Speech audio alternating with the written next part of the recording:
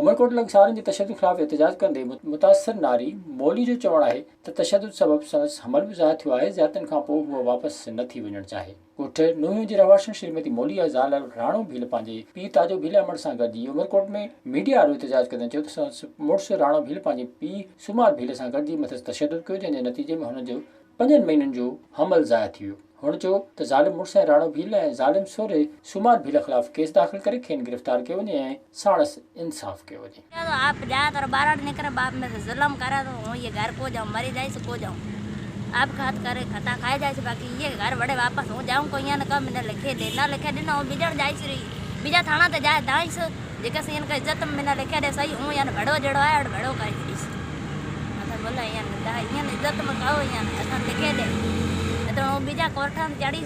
बीजा उते आसे लिखाना न उते यान काटे तो सेता तो लिखे असन तंग कर ला कर घरे तो असन बेसन दे को टंडे थे असन रोटी आराम करके दी असी पे फिर यहाँ लारा।